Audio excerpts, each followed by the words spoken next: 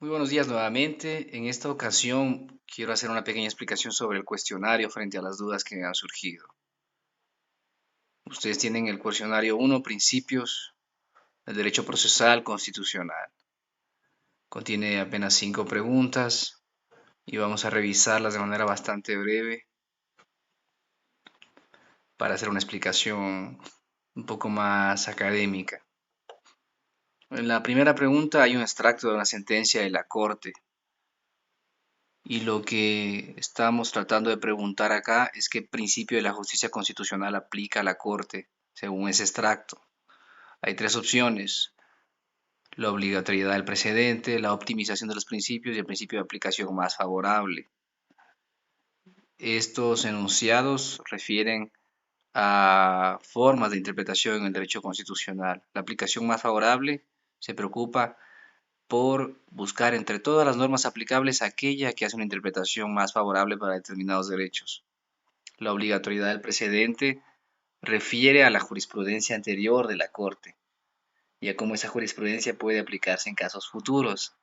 Finalmente, la optimización de los principios constitucionales es una forma de aplicar la ponderación, que en síntesis busca que todos los principios sean tomados en cuenta y se les dé un peso importante. Entonces, según el extracto de la sentencia, se establece que la Constitución está sobre los instrumentos internacionales, pero que al mismo tiempo, según una jerarquía axiológica o de valores, se debe aplicar la norma más favorable a los derechos, incluso si ésta está en un instrumento internacional. Dicho esto, entonces ya se darán cuenta de a qué principio se refiere el extracto. Finalmente voy a hacer referencia a otra pregunta que parece un poco más difícil, pero que ya veremos que no. Acá en la pregunta 3 se cita otro extracto y se da un caso hipotético. Se dice que hay una ley en un país determinado que establece segregación étnica en las escuelas, como sucedía, por ejemplo, en Estados Unidos hasta el siglo XX. Los blancos en unas escuelas, los negros en otras escuelas. Eso obviamente violenta una norma jus cogens. ¿Qué es una norma jus cogens? Es una norma aceptada universalmente. No hay duda de que esa aceptación debe ser universal porque, por ejemplo, la discriminación racial o de otro tipo no está permitida casi en ningún ordenamiento. Entonces, la Corte en su interpretación dice que hay que aplicar los instrumentos máxime o más aún si se trata de garantizar normas de jus cogens. Entonces, a partir de esta explicación se les pregunta, ¿de qué trata este caso?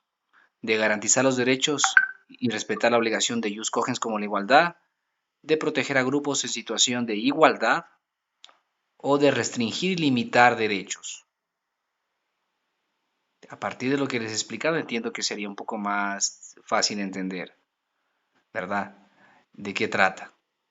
Eso, en cuanto a lo que puedo explicarles, quizá tengan más dudas, pero se trata básicamente de hacer lecturas complementarias para poder responder estos cuestionarios. Y yo les he sugerido seguir un MOOC, no les he sugerido, sino que les he dicho que son obligaciones de la materia seguir, hacer esas lecturas del MOOC. Basta que se inscriban como invitados y descarguen el texto en PDF para que hagan una introducción a estos temas de interpretación constitucional que, según entiendo, deberían manejar porque son contenidos del primer ciclo de Derecho Constitucional. Y si no es así, no hay problema, para eso estamos, para tratar de ayudar en lo que sea posible. Muchos éxitos.